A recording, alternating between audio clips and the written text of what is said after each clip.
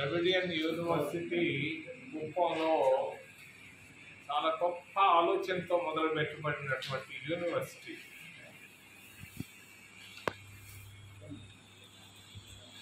కొన్ని ఫోటోలు ఉన్నాయి, నేను చూశాను. ఆ ఫోటోలు చూస్తే అసలు భారతదేశ సంస్కృతి సాంప్రదాయాలు అనేవి స్పష్టంగా నిరుపేద వర్గాల్లో ఎలా ఉన్నాయన్నది కనిపిస్తా ఉండేది. మరి ద్రవిడియన్ యూనివర్సిటీ పరిస్థితి చాలా అధ్వానంగా ఉంది. చంద్రబాబు నాయుడు ఎమ్మెల్యేగా 40 సంవత్సరాలు ఇక్కడ ఉండి, అపోజిషన్ లీడర్గా ఉండి, ఆయన ముఖ్యమంత్రిగా ఉండి 13 నెలలుగా జీతాలు రాకపోవడం అన్యాయం. 13 నెలలు జీతాలు రాకపోవడం చాలా భయంకరం. ఇది నేనెక్కడా వినలేదు.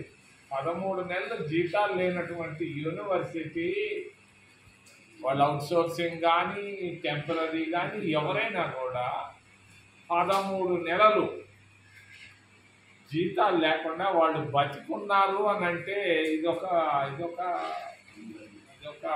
అద్భుతం. నేను వెంటనే చంద్రబాబు నాయుడిని రాష్ట్ర ముఖ్యమంత్రిని సూటిగా డిమాండ్ చేస్తున్నా, మీ యూనివర్సిటీ మీ నియోజకవర్గంలో 13 నెలలు జీతాలు లేకుండా దాదాపు 250 మంది అన్నం లేకుండా అడుక్కొని తింటున్నటువంటి పరిస్థితుల్లో మీరు వెంటనే ఒక్క వారం లోపల ప్రతి ఒక్కరికి జీతాలు ద్రవిడియన్ యూనివర్సిటీలో ఇవ్వాలని నేను డిమాండ్ చేస్తున్నా. ఇది పొరపాటు. ఇది కాదు ప్రభుత్వాలు చేయాల్సింది. వాళ్ళకి యూనివర్సిటీ మంచి ఉద్దేశంతో మొదలైనటువంటి యూనివర్సిటీలో రాష్ట్ర ముఖ్యమంత్రి గెలిచినటువంటి యూనివర్సిటీలో 13 నెలలుగా వాళ్ళకి జీతభత్యాలు ఇవ్వకపోవడం దుర్మార్గం, అన్యాయం, అక్రమం. నేను వెంటనే దీన్ని ఖండిస్తున్నాను. రాష్ట్ర ముఖ్యమంత్రి గారి చంద్రబాబు నాయుడికి రాబోయే వారం లోపల, ఈరోజు తేదీ 27, ఆయన 4వ తేదీ తిరుపతికి రాబోతున్నాడు బ్రహ్మోత్సవాలకి. ఆ బ్రహ్మోత్సవాల లోపల వాళ్ళకి కావలసినటువంటి చెక్కు పంపించి జీతాలు 1వ తారీఖున పంపిణీ చేయాల్సిందిగా ఆయన నేను డిమాండ్ చేస్తున్నా. ఇది కరెక్ట్ కాదు. క్రితంలో కూడా జగన్మోహన్ రెడ్డి చేసింది కూడా కరెక్ట్ కాదు. ఈయన వచ్చి 2-3 నెలలు అయింది. అంతకుముందు దాదాపుగా 10 నెలలు జీతాలు ఇవ్వకపోవడం ఇది కావాలని చేసినటువంటి చర్యగా ఉంది. నేను వెంటనే మీ దగ్గర డబ్బు ఉండని లేకపోని వెంటనే వాళ్ళకి చెక్కు 1 వారం లోపల పంపించి తిరుపతికి రమ్మని డిమాండ్ చేస్తాను. రెండో విషయం నిరుద్యోగం. చంద్రబాబు నాయుడు ఆంధ్రప్రదేశ్ అంటే నేను మొన్న వచ్చినప్పుడు చెప్పాను, అమరావతి అమరావతి అమరావతి అమరావతి.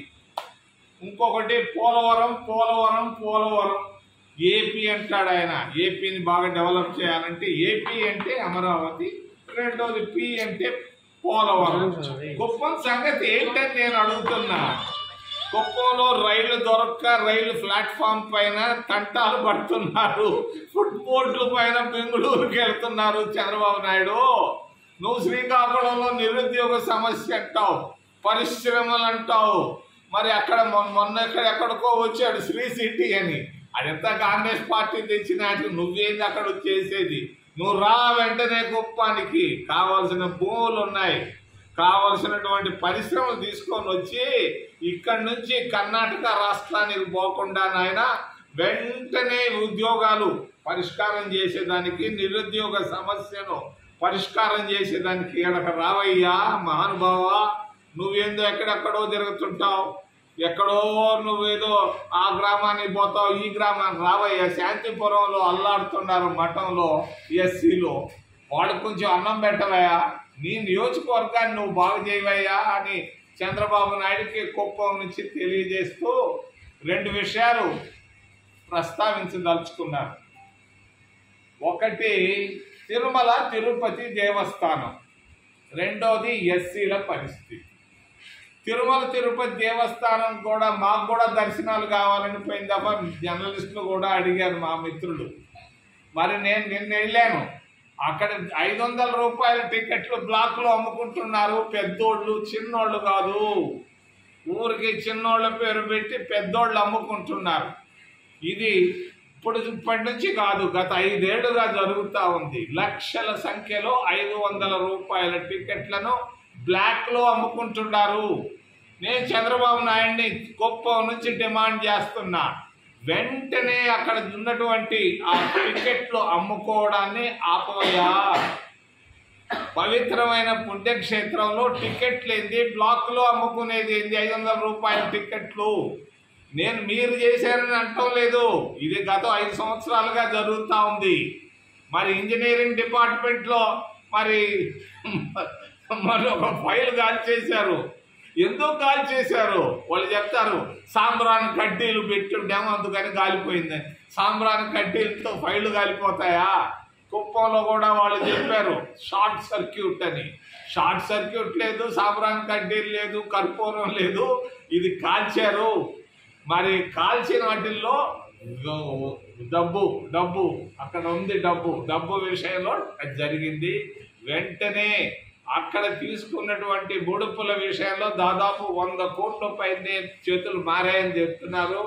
వెంటనే ఎవరు తీసుకున్నా కూడా వెంటనే దానిపైన చర్యలు తీసుకోవాలని నేను డిమాండ్ చేస్తూ, ఈ 500 రూపాయలు బ్లాక్లో టికెట్ల మీద విధానాన్ని కూడా స్వస్తి చెప్పాలని, తప్పనిసరిగా అక్కడ పవిత్రతను తిరుమల తిరుపతి దేవస్థానంలో కాపాడాలని నేను డిమాండ్ చేస్తూ, చివరిగా ఎస్సీలు, ద్రవిడియన్ యూనివర్సిటీ ఎస్సీల పరిస్థితి చాలా అధ్వానంగా ఉంది. చంద్రబాబు నాయుడు ఏమో డివైడ్ అండ్ రూల్ అంటాడు. డివైడ్ అండ్ రూల్, ఎస్సీలను విభజించి పాలించాలంటాడు. ఎందుకయ్యా నీకు పిచ్చి ఆలోచనలు? ఆపేసేయి. నువ్వు వెంటనే ఢిల్లీకి వెళ్ళి మోడీతో చేరి నువ్వు కూడా విభజించు, పాలించని ఈ పేదవాళ్ళని విభజనగా చేస్తే జాగ్రత్త. నువ్వు పప్పులో కాలేసి ఉండవు, వెంటనే కాళ్ళు బయటకు తీయమని నేను డిమాండ్ చేస్తున్నా. మీ ఊరు నుంచి, మీ కుప్పం, మీ నియోజకవర్గాన్ని నుంచి ఈ పేదవాళ్ళ జోలికి రావద్దు. ఇది పండరాస్ బాక్సు. బంగ్లాదేశ్లో కూడా రిజర్వేషన్ల విషయంలో వాళ్ళు చేతులు పెట్టి కాల్చుకున్నారు. వాళ్ళు ఖచ్చితంగా ఈ విభజించు పాలించు అన్న ఆలోచన మీరు ప్రక్కన పెట్టాలని డిమాండ్ చేస్తూ, మరి జగన్మోహన్ రెడ్డి కంటే నీ పరిపాలన బాగుంది, నేను హర్షిస్తున్నా. కానీ స్టాలిన్ నీకంటే బాగా చేస్తున్నాడు. అక్కడ స్టాలిన్ ముఖ్యమంత్రి, కరుణానిధి కుమారుడు మీకంటే బాగా చేస్తున్నాడు. మరి ఒక ఎస్సీని చీఫ్ సెక్రటరీ చేశాడు ఆయన వారం రోజుల నాడు. ఒక ఎస్సీని చీఫ్ సెక్రటరీ చేశాడు ఆయన. మరి ఎందుకు ఆంధ్రప్రదేశ్ రాష్ట్రంలో ఒక ఎస్సీని నువ్వెందుకు చీఫ్ సెక్రటరీ చేయకూడదు? ఎక్కడో ఉత్తర భారతదేశం వాడిని తీసుకొచ్చి ఎక్స్టెన్షన్ ఎందుకు ఇస్తావు?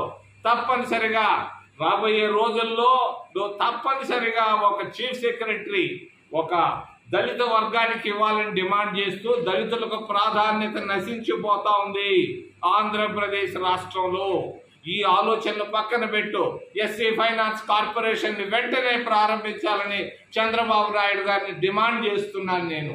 మరి ఏంటి ఏం చేశారు? జిల్లా కలెక్టర్ల పోస్టింగ్లు ఇచ్చారు, ఎస్పీల పోస్టింగ్లు ఇచ్చారు. ఎవరైనా ఒక ఎస్సీ కానీ ఎవరైనా కానీ ఉన్నారా? మరి పక్క రాష్ట్రంలో తమిళనాడులో ఇచ్చినటువంటి ప్రాధాన్యత ఇక్కడ లేకపోవడాన్ని నేను ఏలెత్తి చూపిస్తూ, విభజించు పాలించు ఏబిసిడీలు అని పక్కన పెట్టు, ఆ రాజ్యాంగ ధర్మాసనాన్ని కూడా పక్కన పెట్టి సజావుగా పరిపాలించాలని తెలియజేస్తూ, ద్రవిడియన్ యూనివర్సిటీకి 250 మందికి వెంటనే ఒక వారం లోపల ఖచ్చితంగా వాళ్ళకి జీతాలు ఇవ్వాలని నేను తెలియజేస్తూ, చంద్రబాబు నాయుడు ఇబ్బందుల్లో ఉన్నాడు, నాకు తెలుసు. ఆర్థిక ఇబ్బందులు ఉన్నాయి, రాష్ట్రంలో కష్టాలు ఉన్నాయి. ఈ కష్ట పరిస్థితుల్లో కూడా ఏదో జీతాలు ఇస్తున్నాడు ప్రభుత్వ ఉద్యోగులకి. ఇది కాదు, అక్కడ ద్రవిడియన్ యూనివర్సిటీ కూడా కొంచెం చూడవా. ఇది నీ చేత కాకపోతే ఆ టీటీడీ వాళ్ళని అడిగితే కూడా కొంత పంపించి ఒక 10 కోట్లు అంటే పంపిస్తారు. వెంటనే ఈ సమస్యను పరిష్కారం చేయాలి. నిరుద్యోగ సమస్యను కూడా కుప్పంలో పరిష్కారం చేయాలని మీకు చేతులెత్తి ప్రార్థిస్తూ ఏదైనా ప్రశ్నలు ఉంటే అడగమని మిమ్మల్ని కోరుతున్నాను.